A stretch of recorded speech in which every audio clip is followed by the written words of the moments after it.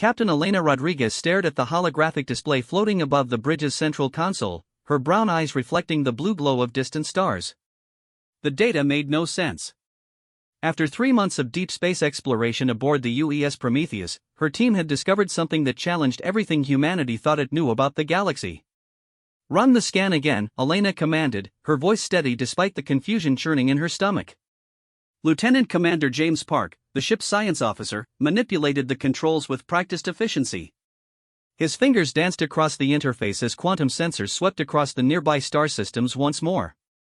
"Same results, Captain. The readings are consistent across all frequencies." Elena moved closer to examine the display. The hologram showed a three-dimensional map of local space, with hundreds of star systems marked in different colors. Green indicated explored systems, yellow showed those with basic surveys completed, and red marked dangerous or restricted areas. But there was something else. A perfect sphere of empty space surrounding one particular yellow dot. "Explain it to me again," Elena said, though she had heard the report twice already. Dr. Sarah Chen, the team's xenobiologist, stepped forward. Her usually cheerful demeanor had been replaced by scientific bewilderment. "Captain, we've identified traces of at least 17 different alien civilizations in this sector. Some are current, others appear to be ancient. But look at this pattern." Sarah highlighted the display, and the sphere became more obvious. Every alien presence, whether recent or thousands of years old, stopped at an invisible boundary around one star system. The system contained a small yellow star with 9 planets, the third of which showed clear signs of a developing civilization. "Earth," Elena whispered. "Exactly. Our home system sits at the center of what appears to be a quarantine zone. No alien species has come within 50 light-years of Sol in recorded galactic history. Not one." Elena felt a chill run down her spine. Humanity had always wondered why they had never encountered alien life despite the mathematical probability suggesting the galaxy should be teeming with civilizations. Now they knew why. Someone, or something, had been keeping everyone away. "What about the civilization signatures we're detecting?" Elena asked. "How old are the most ancient ones?" James consulted his readings. "Some of these traces date back over 2 million years, Captain. We're talking about species that achieved interstellar travel before humans even existed as a distinct species. Yet even they avoided our system." The bridge fell silent as the crew absorbed this information.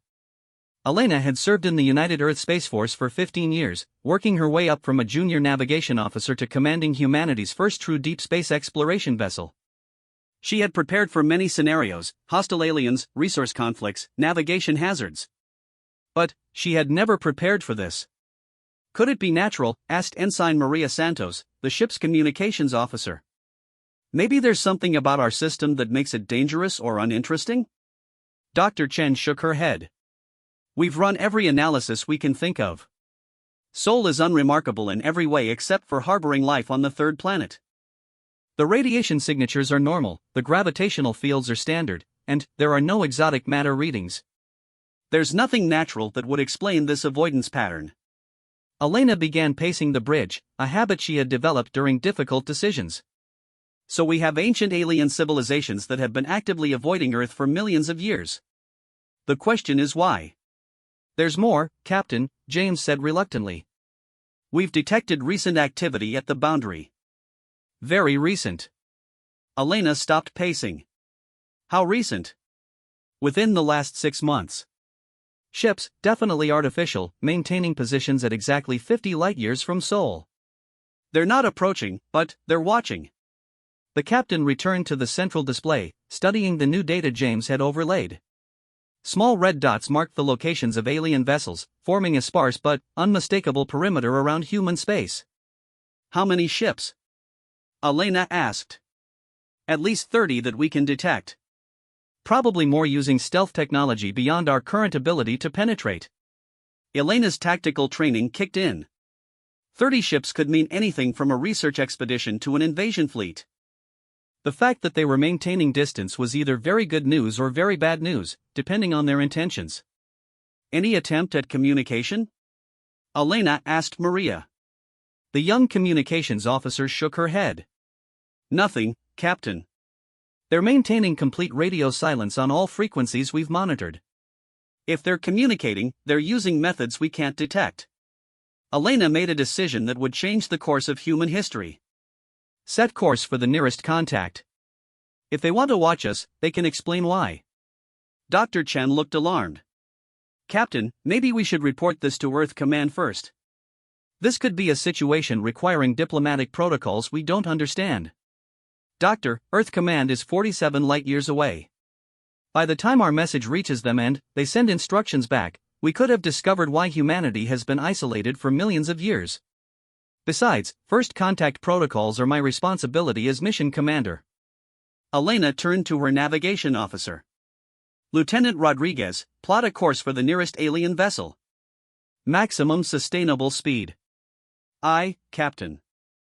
ETA 14 hours at current engine capacity. As the Prometheus changed course, Elena retreated to her ready room to review everything humanity knew about potential alien contact. The files were surprisingly thin. Most scenarios assumed aliens would either be hostile or friendly, with various diplomatic and military responses planned accordingly. None of the protocols addressed a situation where aliens had been deliberately avoiding humanity for geological time periods. Elena opened a secure channel to record a message for Earth Command. Even if they couldn't respond in time to affect her decisions, they needed to know what was happening. This is Captain Elena Rodriguez of the UES Prometheus, Mission Day 93. We have discovered evidence that multiple alien civilizations have been maintaining a quarantine zone around Earth for at least 2 million years. We have detected current alien vessels monitoring the boundary of this zone. I am proceeding to make first contact under Article 7 of Deep Space Exploration Protocols. If anything happens to us, Earth needs to know that humanity is not alone, and that we have been deliberately isolated. Elena paused the recording and stared out the viewport at the stars rushing past as the ship accelerated. Somewhere out there, ancient beings had made a decision about humanity's fate long before humans had even evolved. The question was whether that decision had been made to protect humanity or to protect everyone else from humanity. 12 hours later, the bridge crew had settled into a tense routine of monitoring their approach. The alien vessel had not moved or responded to their approach in any detectable way. It simply waited, a dark speck against the stellar background that only appeared on their most sensitive sensors. Range, 10 million kilometers and, closing, Lieutenant Rodriguez reported. The target is definitely artificial.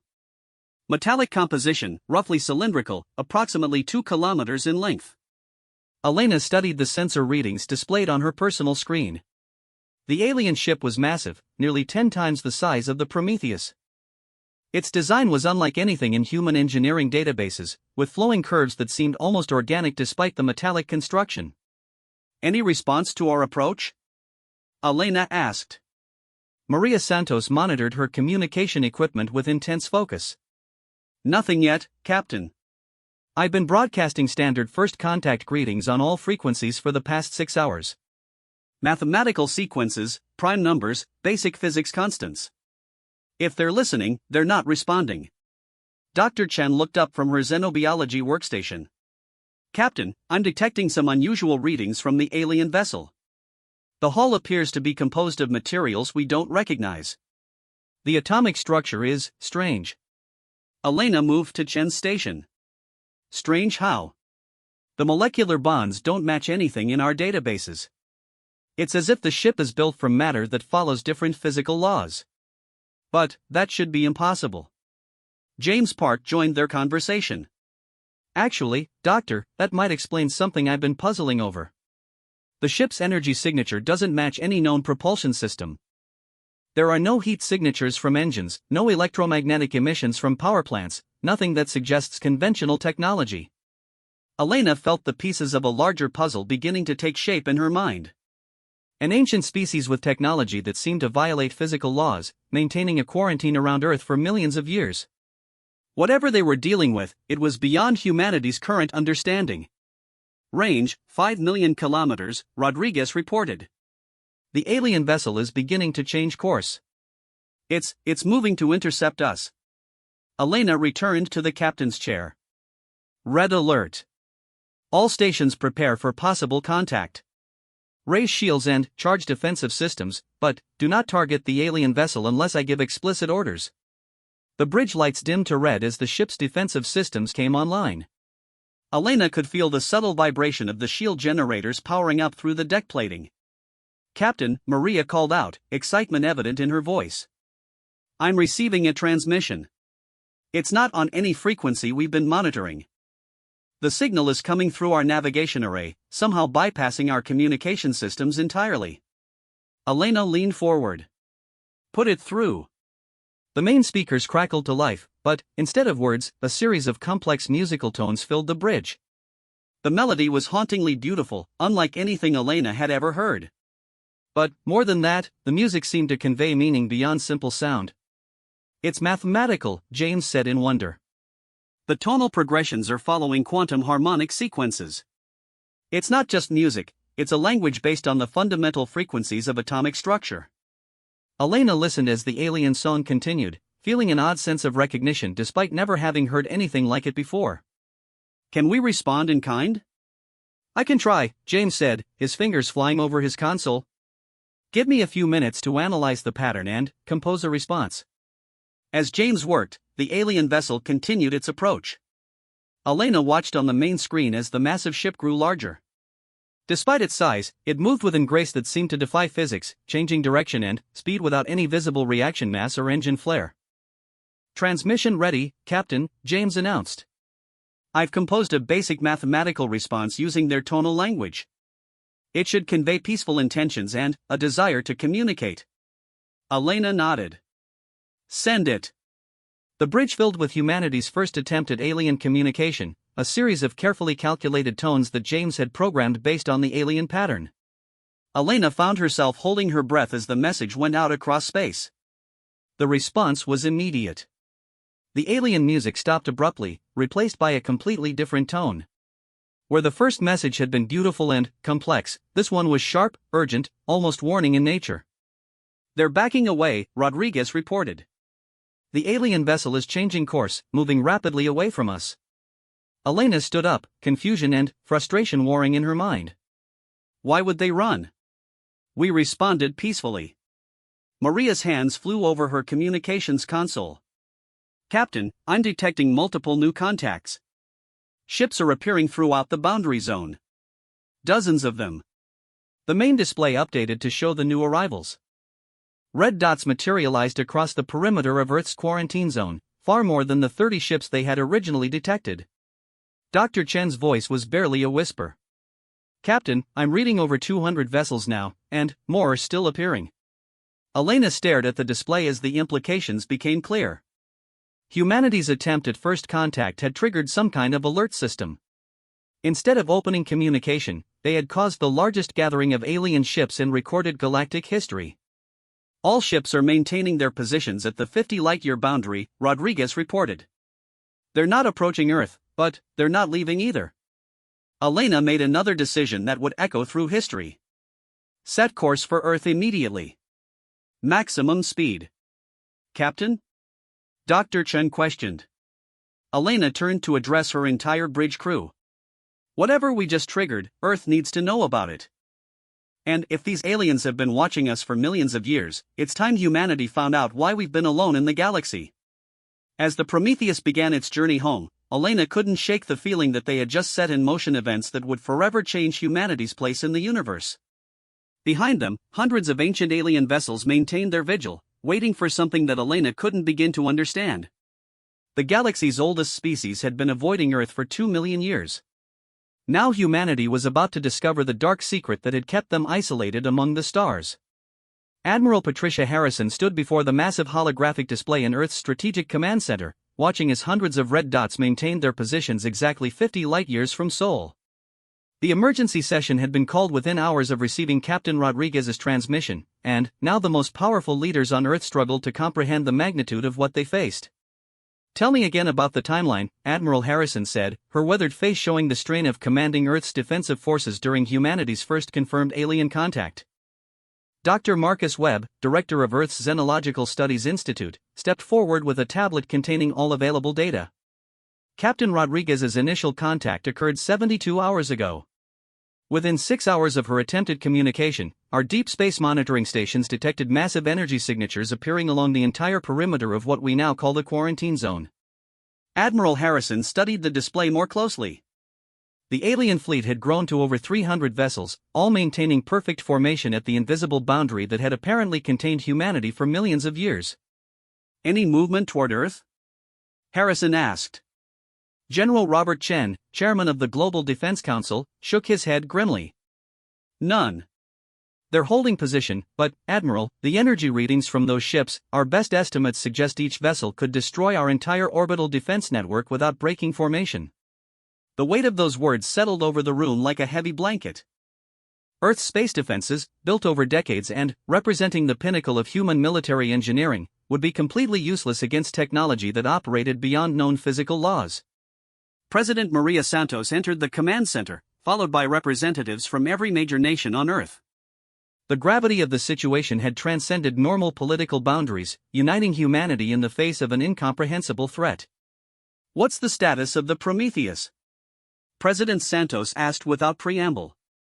Admiral Harrison consulted her displays. "Captain Rodriguez is maintaining maximum speed toward Earth. ETA 41 hours. She's been transmitting continuous updates, but there's been no further alien contact." Dr. Webb cleared his throat nervously. "Madam President, we need to discuss the historical implications of what we've discovered. The evidence suggests this quarantine has been in place for over 2 million years. That means these aliens were already watching Earth before modern humans had fully evolved." President Santos absorbed this information with visible difficulty. "Are you saying they've been monitoring our entire development as a species?" "It appears that way. We found traces of their presence in our astronomical records going back centuries. Unexplained objects that appeared and disappeared in our solar system, energy signatures that we dismissed as natural phenomena. They've been watching us the entire time." The implication sent a chill through everyone present. Humanity's proud history of scientific achievement and space exploration suddenly seemed like a carefully observed experiment. "What do they want?" President Santos asked the question that haunted everyone in the room. "That's what we need to find out," Admiral Harrison replied. "But we need to be prepared for any possibility." As if summoned by their conversation, an aide burst into the command center. "Admiral, we're receiving a priority transmission from the Prometheus. Captain Rodriguez says it's urgent." Admiral Harrison activated the communication system immediately. Captain Rodriguez's voice filled the room, though the transmission delay meant her words were nearly 8 hours old. "Earth Command, this is Rodriguez. We've made a discovery that changes everything we thought we knew about our situation. During our journey back to Earth, we detected a massive structure hidden in the Kuiper Belt. It's been there all along, but it was completely invisible to our sensors until we learned how to detect the alien technology signatures." Every person in the command center leaned forward as Rodriguez continued her report. "The structure is enormous, larger than any space station we've ever conceived. It appears to be some kind of monitoring outpost, and it's been active for at least 50,000 years based on the energy decay patterns we're measuring. There are others scattered throughout our solar system, all hidden using the same technology that makes the alien ship so hard to detect." Admiral Harrison felt her blood run cold. "They're not just outside our system," she whispered. "They're already here." Rodriguez's transmission continued. "The monitoring stations appear to be automated, but they're definitely watching Earth. Every major event in human history has been recorded and transmitted somewhere beyond our solar system. Our wars, our technological developments, our space launches, everything." Dr. Webb was frantically taking notes on his tablet. "This explains so much.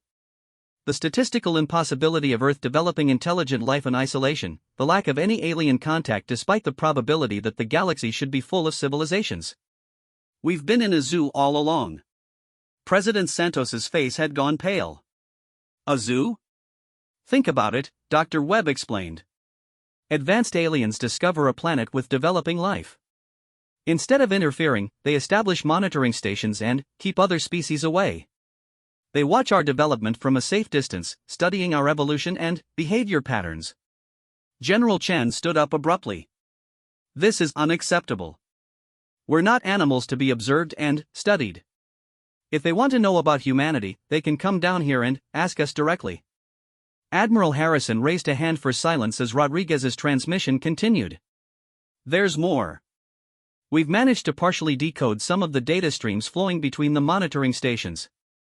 The information is being transmitted to a location approximately 300 light-years from Earth. We believe it's the home system of whoever is running this operation. The room erupted in whispered conversations as the implications became clear. Not only was humanity being watched, but the data was being sent to alien masters hundreds of light-years away. Rodriguez's voice cut through the noise. But here's the most important part. The monitoring stations aren't just watching us. They're protecting us. We've detected evidence of at least 12 separate attempts by other alien species to approach Earth over the past 10,000 years. Every time, the monitoring systems activated some kind of defensive protocol that forced the approaching ships to retreat. Admiral Harrison felt a mixture of relief and unease. Humanity was protected, but they were also prisoners. The defensive systems are incredibly sophisticated, Rodriguez continued. They don't appear to use any kind of destructive weapons.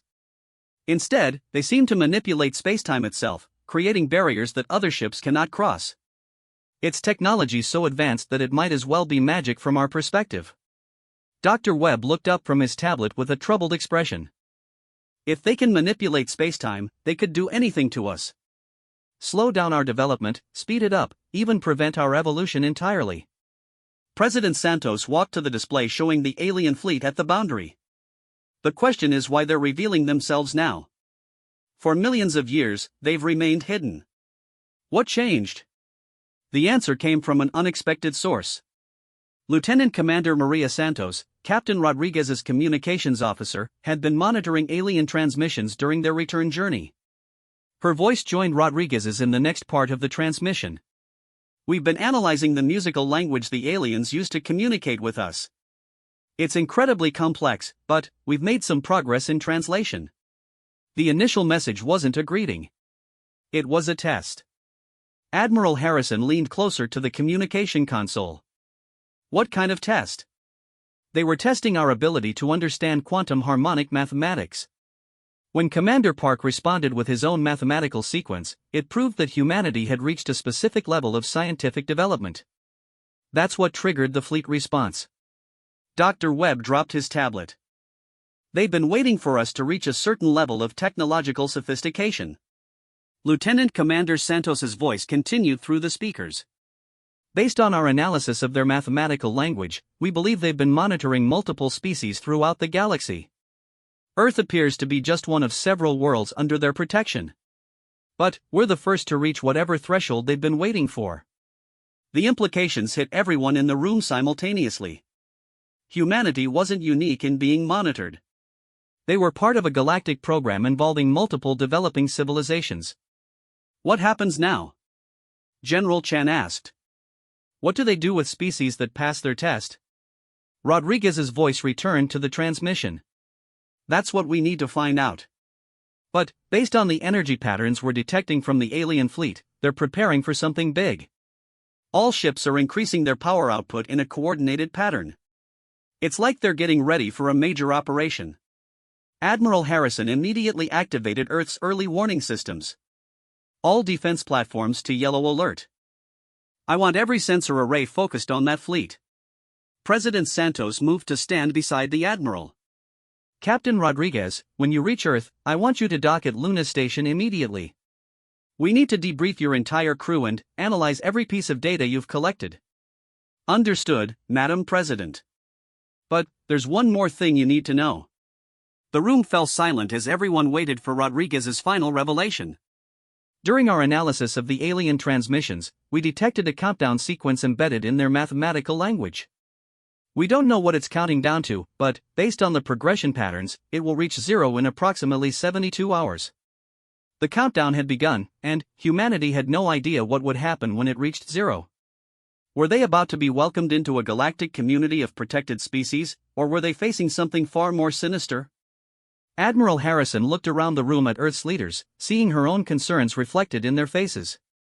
In less than 3 days, the secret that had kept humanity isolated for millions of years would finally be revealed. Ladies and gentlemen, President Santos said quietly, I suggest we prepare for anything. If these aliens have been protecting us for millions of years, there must be a reason. And I have a feeling we're about to find out what that reason is. As Earth's leaders dispersed to prepare their nations for an unknown future, the alien fleet continued its silent vigil at the edge of human space. The countdown continued, marking time toward a revelation that would either elevate humanity to galactic citizenship or reveal why the galaxy's oldest species had considered Earth too dangerous to approach. Deep in the monitoring stations scattered throughout the solar system, ancient computers processed the data streams flowing from Earth, analyzing every news broadcast, every military communication, every scientific discovery. The watchers who had observed humanity's rise from primitive mammals to spacefaring civilization were finally ready to reveal themselves. But, first, they needed to determine whether humanity was ready to learn the truth about what they really were, and why the galaxy had feared them for so long. Dr. Kevin Thos stood before the assembled council of eternal watchers, his ancient form trembling not from age but from the magnitude of the decision they faced. As the galaxy's oldest living being, he had witnessed the rise and fall of countless civilizations across 2.5 million years. None had caused him as much concern as the young species currently developing on the third planet of the Sol system. Honored watchers, Dr. Thos began, his voice carrying the weight of eons through the crystalline chamber that housed their emergency session. The quarantine protocols we established around Earth have served their purpose for over 2 million years. But the humans have now achieved faster-than-light travel and demonstrated quantum harmonic comprehension. The time has come to decide their fate. Around the circular chamber, representatives from the galaxy's 12 oldest species sat in silent contemplation. Each had survived the great cullings, the cosmic disasters, and the various extinction events that had claimed thousands of younger civilizations. They had earned their seats on the council through longevity, wisdom, and the terrible burden of knowledge about what lurked in the dark spaces between galaxies. Elder HFY of the Crystalline Collective spoke first, her silicon-based form refracting light into rainbow patterns. Dr. Thos, your reports indicate the humans display the same psychological markers we identified in the destroyer species. Aggressive expansion, tribal warfare, and an alarming capacity for violence against their own kind. Dr. Thos nodded grimly. The parallels are undeniable, Elder. But there are also significant differences that we must consider. High Arbiter Molteron of the Deep Void Confederation leaned forward, his gaseous form barely contained within his environmental suit. Explain these differences, Watcher. The records show that every species displaying the destroyer markers has eventually become a threat to galactic stability. Dr. Thos activated a holographic display showing Earth's history over the past 50,000 years. Images of human warfare, technological development, and cultural evolution flowed through the chamber. Observe their response to global threats, Dr. Thos explained. When faced with extinction-level challenges, humans have repeatedly demonstrated an ability to overcome their tribal instincts and cooperate on a planetary scale. The nuclear weapons that nearly destroyed them in the 20th century ultimately led to unprecedented peaceful cooperation. Chief Mediator Ninandra of the Harmonic Sovereignty studied the data streams with her 4 eyes. This could simply be temporary restraint, Watcher. The destroyer species often showed similar patterns of cooperation before achieving galactic travel capabilities. Dr. Thos had expected this objection. With respect, Chief Mediator, our analysis shows fundamental differences in their neural architecture. Humans possess mirror neurons that create genuine empathy across genetic lines. The destroyer species lacked this biological foundation for cooperation. The chamber fell silent as the council absorbed this information. The destroyer species had been the galaxy's greatest nightmare, consuming entire star systems before finally being contained through the sacrifice of billions of lives from multiple civilizations. Supreme Elder Quas, the oldest member of the council at over 4 million years of age, spoke in a voice like grinding stone. Your biological data is compelling, Dr. Thos. But biology did not prevent humans from creating weapons capable of sterilizing their own planet. What assurance do we have that they will not repeat this behavior on a galactic scale? Dr. Thos had spent decades preparing for this question. Supreme Elder, I direct your attention to their response to discovering our monitoring stations. Rather than attempting to destroy or disable them, the humans have shown remarkable restraint. They recognize superior technology and respond with curiosity rather than immediate aggression. High Arbiter Molteron's gaseous form shifted uneasily. Or they are simply waiting for the right opportunity to strike. The destroyer species also showed initial caution when encountering superior civilizations. Elder HFY's crystalline form rang with harmonic tones of concern. Dr. Thos, your 300,000 years of monitoring humanity may have created emotional attachment that clouds your judgment. The statistical models clearly show that any species capable of intraspecies warfare on the scale humans have demonstrated poses an unacceptable risk to galactic civilization. Dr. Thos felt the weight of his long vigil pressing down upon him. 300,000 years of watching humanity evolve from scattered tribes to spacefaring civilization had indeed created attachment, but it had also provided insights that no statistical model could capture. Honored watchers, I ask you to consider one crucial factor that distinguishes humans from every destroyer species we have encountered. They create art that transcends their immediate survival needs. Music, literature, visual arts, all expressing concepts of universal compassion and understanding. No destroyer species has ever demonstrated this capacity for abstract beauty. Chief Mediator 9 Andra consulted her data tablets. Artistic expression is common among developing species, watcher. The Shalnathi civilization produced beautiful symphonies right up until they began consuming neighboring star systems. But, not like this, Dr. Thos insisted, activating new holographic displays. Human art frequently depicts themes of redemption, sacrifice for others outside their genetic group, and genuine remorse for past violence. They have created entire philosophical systems devoted to preventing future conflicts. The council studied the artistic and philosophical works flowing through the display. Bach's symphonies, Picasso's peace paintings, Gandhi's writings on nonviolence, Mandela's forgiveness of his oppressors. Supreme Elder Quas leaned back in his ancient chair. Impressive, but ultimately irrelevant if they pose a threat to billions of innocent lives across the galaxy. Dr. Thos played his final card. Honored watchers, I propose a controlled test. Allow me to make contact with a representative sample of humanity. Not their military or political leaders, but their scientists and philosophers. Let us judge their character through direct interaction rather than distant observation. The chamber erupted in alarmed sounds as the various species expressed their shock at this suggestion. Absolutely impossible, High Arbiter Molterun declared. Direct contact with a potential destroyer species violates every protocol we have established over the past million years. Elder HFY's form blazed with agitated light patterns.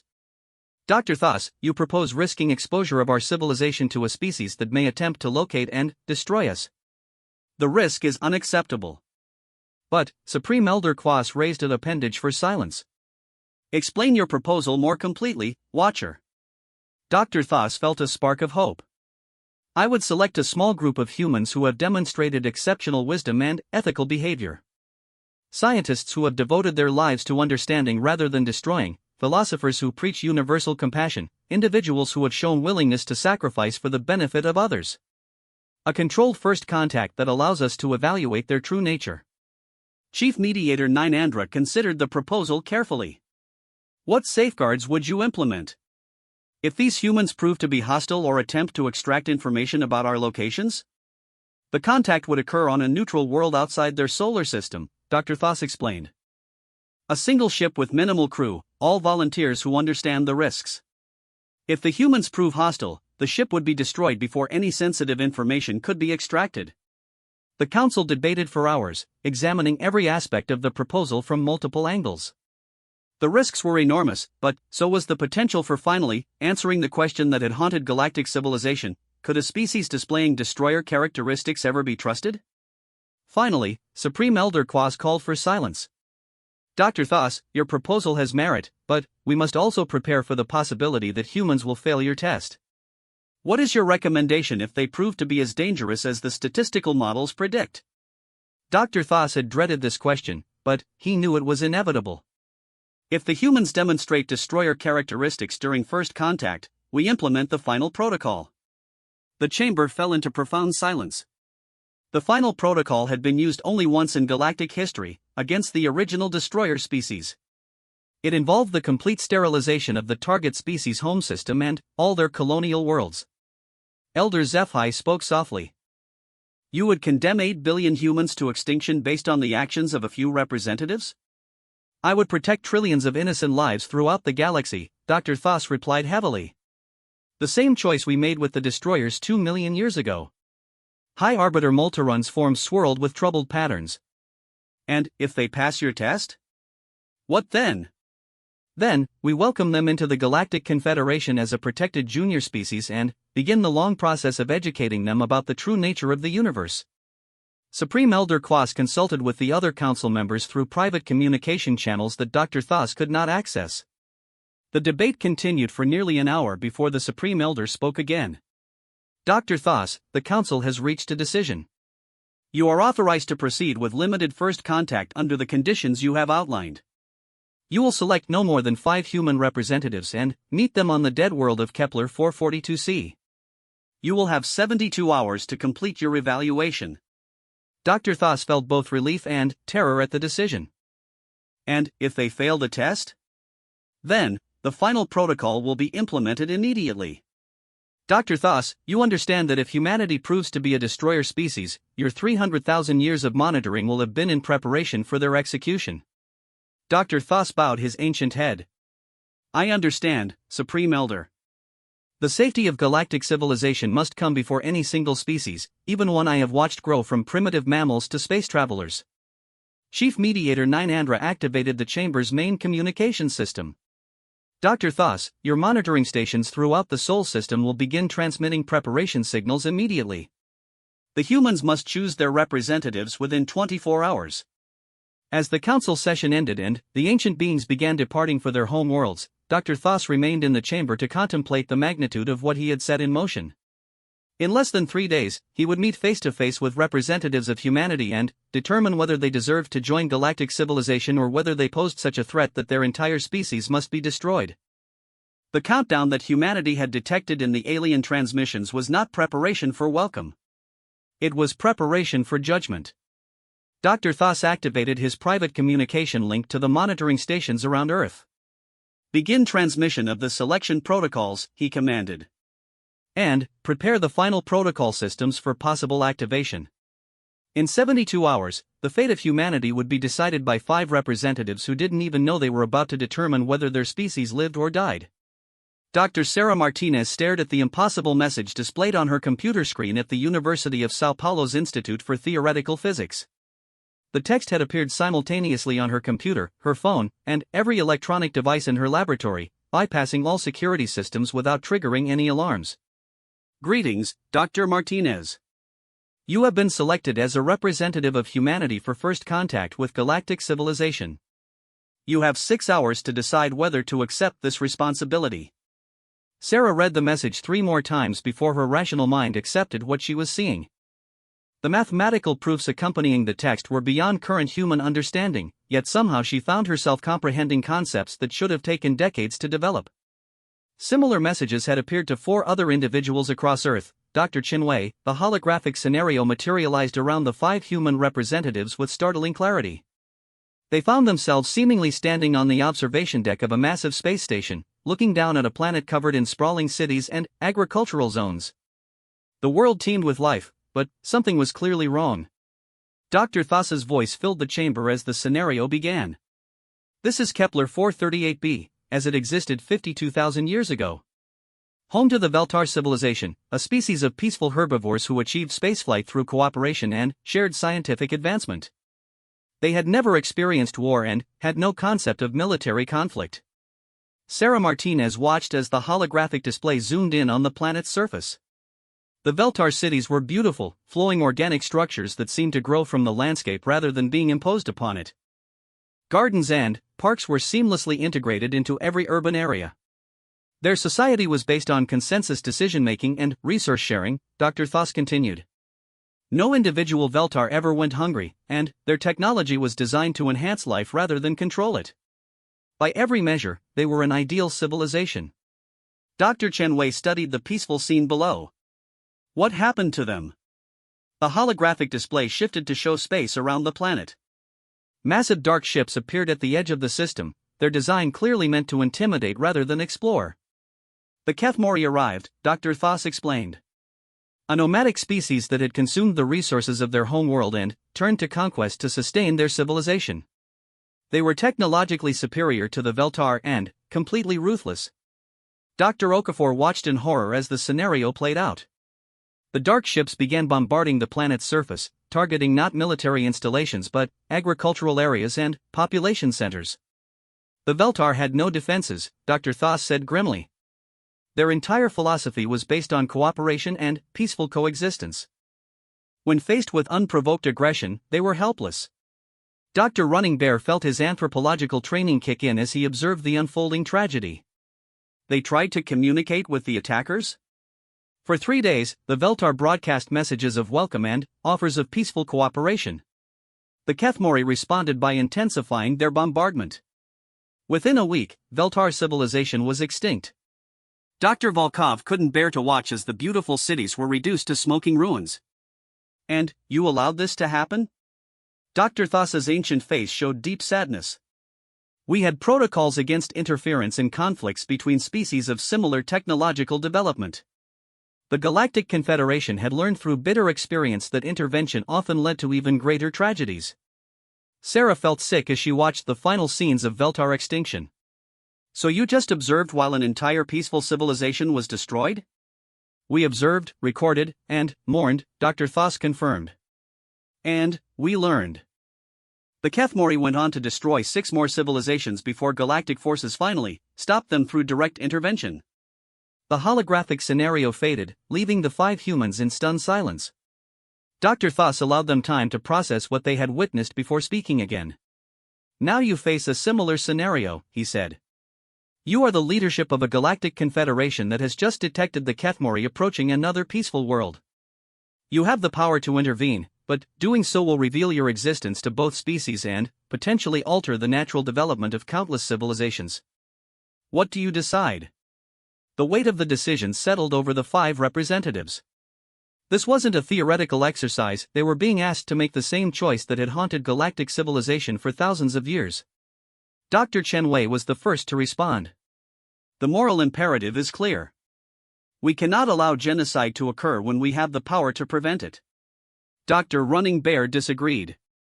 But what about the long-term consequences? If we reveal ourselves, we change the natural development of every species in the galaxy. How many civilizations might be stunted or corrupted by premature contact with advanced technology? Dr. Okafor brought her neuroscience perspective to bear. From a psychological standpoint, both species will be traumatized by contact with us. The peaceful species will lose their innocence about the universe, while the aggressive species might become even more violent when they realize there are more powerful civilizations to challenge. Dr. Volkov focused on the practical aspects. We have to consider whether our intervention might actually make things worse. What if our presence triggers a galactic war between multiple species? Sarah listened to her colleagues' debate before adding her own thoughts.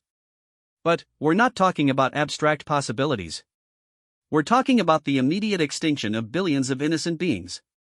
How do we weigh certain death against uncertain consequences? Dr. Thoss observed their discussion with intense interest. The debate continued for over an hour, with each representative arguing passionately for their position while acknowledging the validity of other viewpoints. Finally, Dr. Chen Wei called for a decision. We need to vote. I propose we intervene to save the peaceful civilization, accepting the risks that come with revealing ourselves. The vote was close, 3 in favor of intervention, 2 against. But Dr. Thoss shook his head. This was not a majority rule decision, he explained. In Galactic Confederation protocols, decisions affecting entire civilizations require unanimous consent. You must reach consensus, not simply outvote the minority. The 5 humans looked at each other in dismay. How could they reach unanimous agreement on such a complex moral issue? Dr. Running Bear suggested a compromise. What if we intervene, but in a way that doesn't reveal our true nature? Make it look like a natural disaster or equipment failure on the attacking ships? Dr. Okafor shook her head. That's just delaying the problem. Eventually, both species will develop the technology to detect our deception. We'll have saved them temporarily while creating a foundation of lies. As the debate continued, Sarah began to see a different pattern emerging. The real test wasn't about finding the perfect solution, it was about how they approached an impossible decision. Dr. Thoss, she said suddenly. What did the Galactic Confederation actually do in this situation? The ancient being smiled for the first time since their meeting began. They did exactly what you are doing now. They debated for days, considering every possible angle and consequence. They sought input from philosophers, scientists, and representatives from dozens of species. Dr. Volkov realized the implication. And that's what you're really testing. Not whether we can solve unsolvable problems, but whether we approach them with wisdom and consideration for all perspectives. The process is as important as the outcome, Dr. Chinwei added, understanding dawning in his eyes. You want to know if humanity can make difficult decisions through reasoned debate rather than force or emotional reaction. Dr. Thos nodded approvingly. The Galactic Confederation ultimately chose to intervene, but they did so with full knowledge of the consequences and with preparations in place to guide both species through the trauma of contact. They accepted responsibility for changing the course of galactic history. Dr. Running Bear felt a shift in his perspective. So the real question isn't whether to intervene or not. It's whether we're prepared to take responsibility for the consequences of our actions. The 5 representatives looked at each other with new understanding. They began working together to develop a comprehensive intervention plan that included immediate rescue of the peaceful civilization, capture and rehabilitation of the aggressive species, and long-term support for both groups as they adapted to galactic reality. Dr. Thos observed their collaborative planning with satisfaction. Now you begin to understand the true nature of galactic civilization. Power brings responsibility, and responsibility requires wisdom. As they worked through the night, the 5 humans faced scenario after scenario. Each test presented impossible choices with no perfect solutions. But, gradually, they learned to approach each decision as a team, combining their different expertise and perspectives to develop comprehensive responses. Dr. Okafor's neuroscience background helped them understand the psychological impacts of their decisions on alien species. Dr. Chanwei's philosophical training provided ethical frameworks for evaluating competing moral claims. Dr. Running Bear's anthropological knowledge guided their approach to cultural preservation and development. Dr. Volkov's physics expertise helped them understand the technological implications of their choices. Sarah's theoretical physics background allowed her to see patterns and connections across multiple scenarios. As dawn approached on the distant world where they were being tested, Dr. Thos called for a final evaluation. You have demonstrated the ability to work together despite fundamental disagreements, he said. You have shown wisdom in accepting responsibility for the consequences of your actions. And, most importantly, you have proven that humanity can place the welfare of others above your own immediate interests. Sarah felt exhausted but hopeful. Does this mean we passed your test? Dr. Thos's expression became solemn again. You have passed the wisdom evaluation. But, there is one final test that every species must face before joining galactic civilization. The chamber around them shifted, and, suddenly, they were standing on Earth's moon, looking down at their home planet. But, something was wrong. Earth's surface was covered in dark clouds, and no lights were visible on the night side. This is Earth as it will appear in 72 hours if humanity fails the final test, Dr. Thos explained. The final protocol has been activated. Automated systems throughout your solar system are prepared to sterilize your world if you demonstrate destroyer characteristics. Dr. Volkov felt her blood turn to ice. What kind of final test requires the destruction of our entire planet? Dr. Thos gestured toward Earth, and the view zoomed in to show massive space stations positioned around the planet. The test is simple. You now know that your species is being evaluated for possible extinction. You know the locations of some of our monitoring stations, and you have access to technology far beyond your current capabilities. The question is, what will humanity do with this knowledge? Dr. Running Bear understood immediately. You're testing whether we'll use the information to attack you, or whether we'll prove we can be trusted with dangerous knowledge. Precisely. Every species that has reached this point faces the same choice. Those that choose aggression are eliminated. Those that choose wisdom are welcomed into galactic civilization. Sarah looked at her 4 companions, seeing her own determination reflected in their faces. They had come this far representing humanity, and now they faced the ultimate test of their species' character. How do we ensure humanity makes the right choice? Dr. Chanwei asked. Dr. Thos smiled, and, for the first time, it reached his ancient eyes. By being yourselves. You 5 will return to Earth with the knowledge you have gained. How you share that knowledge, and how humanity responds to it, will determine your species' fate. As the 5 representatives prepared for their return to Earth, they carried with them not just the weight of their species' future, but also the hope that humanity could prove itself worthy of joining the vast community of civilizations that filled the galaxy.